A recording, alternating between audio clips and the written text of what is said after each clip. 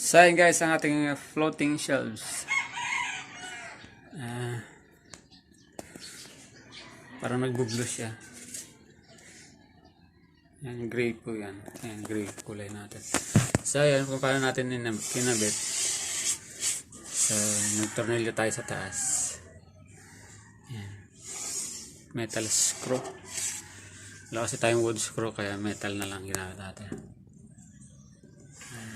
Yan din yan sa taas.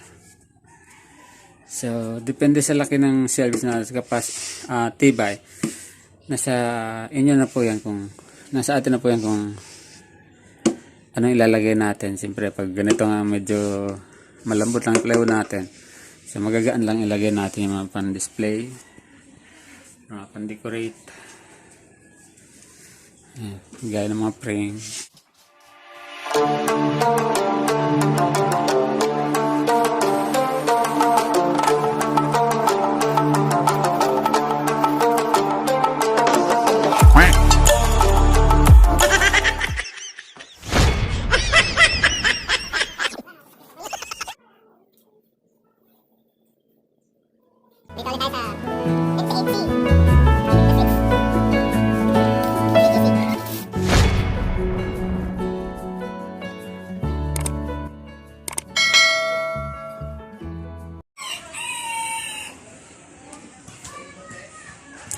Hello guys, welcome back to our channel.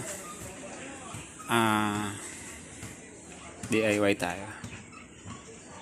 Making floating shelves out of scrap woods.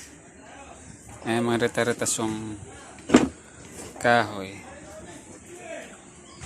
At 1/4 na plywood. Ayan. So 3 pieces ang gagawin nating shelves na 8 inches by 22 inches. So, ayan, naka-ready na yung mga piraso. Ito yung pang liston. Ito yung mga pamakuan. Ito naman yung ply natin.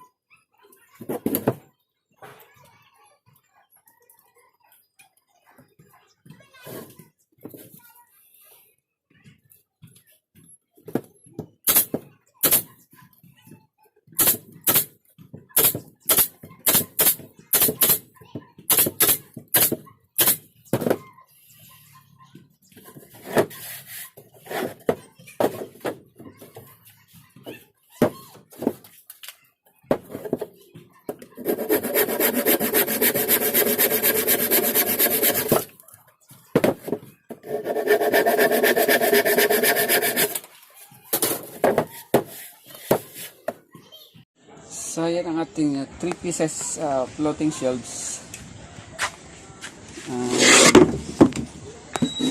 Ayan, nasa loob na rin yung kanyang ano. Ito yung kanyang, ito yung kakabit natin sa wall. Turunin natin sa wall bago isalpak na lang tong tambol na shelves natin. So next natin is painting. Masilyahan muna natin, tapos pintura. So ayun guys, ang wall na paglalagyan natin ng ating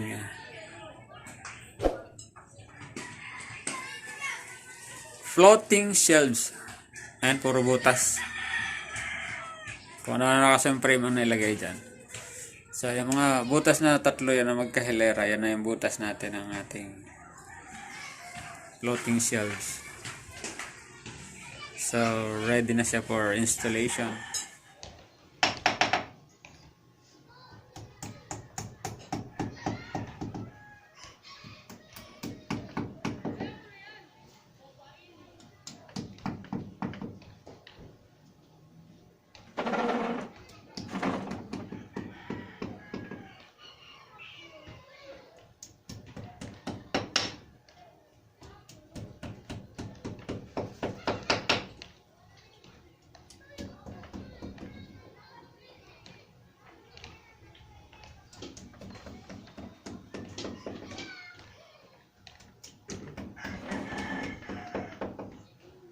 Baba. Pero din ang kanunan.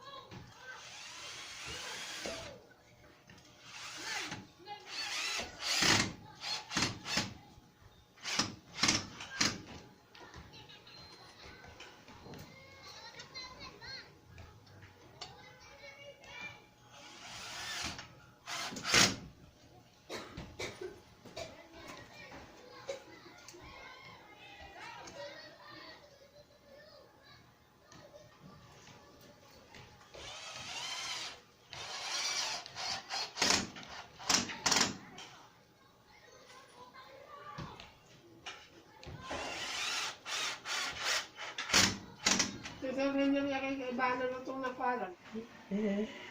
Kapag kaya ang pera ni Mrs., pera niya yun. At kapag pera ni Mr., pera pa rin ni Mrs. yun. Tama ba to?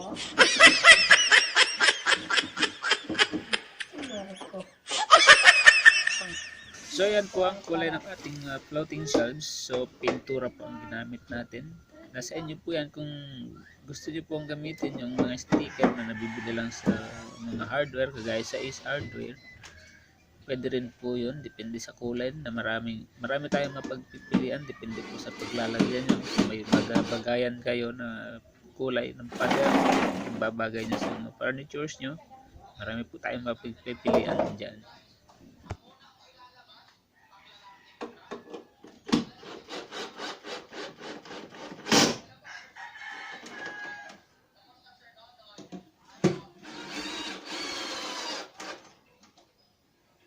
Hindi pala yan ano. Hindi yan kagaya nung kay Nene na bakal ang nakaano. Hindi, makapalit. Hindi pwede ganito kasi manipis.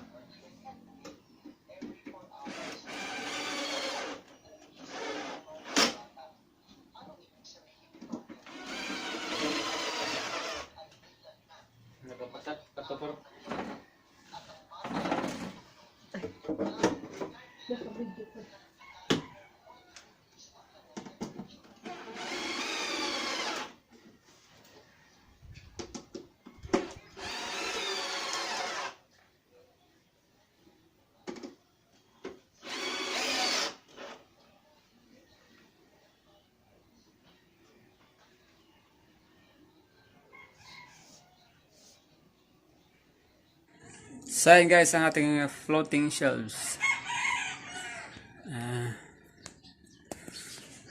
Parang nagbublo siya. Yan, gray po yan. Yan, gray kulay natin. So ayan, kung paano natin kinabit. So, nagtornilyo tayo sa taas. Yan. Metal screw. Wala kasi tayong wood screw, kaya metal na lang ginamit natin. Yan din yan sa taas. So, depende sa laki ng shelves na tibay. Nasa inyo na po yan kung nasa atin na po yan kung anong ilalagay natin. Siyempre, pag ganito nga medyo malambot lang yung plywood natin. So, magagaan lang ilagay natin yung mga pan-display, mga pan-decorate. Gaya ng mga frame.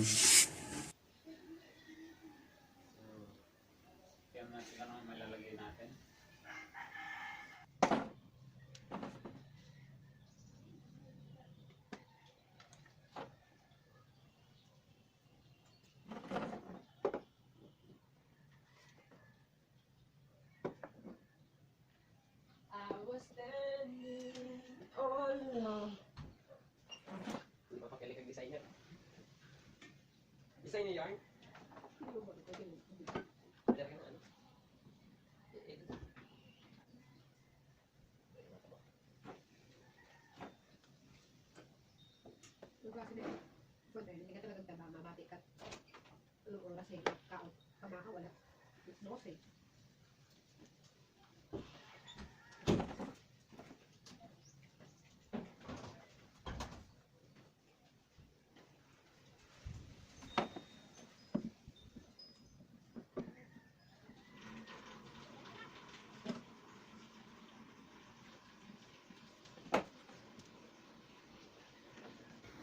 So ayan lang po ang ating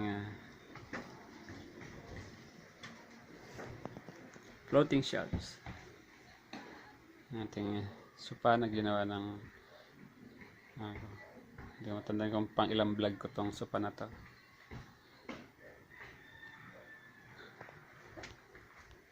Tapos yung ating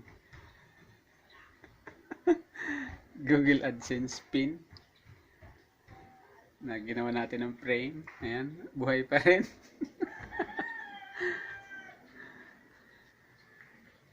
So, ayan guys. Easy DIY na floating shelves. So, ayan guys, ang ating easy DIY na floating shelves. Made from 1/4 plywood. Easy to install at napakadaling gawin. Ayan. Yan lang available na pintura natin, kaya gray. So pwede na rin naman. Ayan, nag-match siya sa ating sofa cover. Light and dark gray. Made from mga tira-tira din na tela. So yun guys, thank you for watching. At sana may natutunan kayo kahit paano sa ating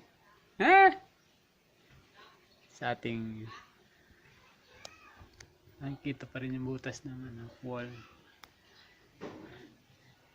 So once again guys, thank you for watching.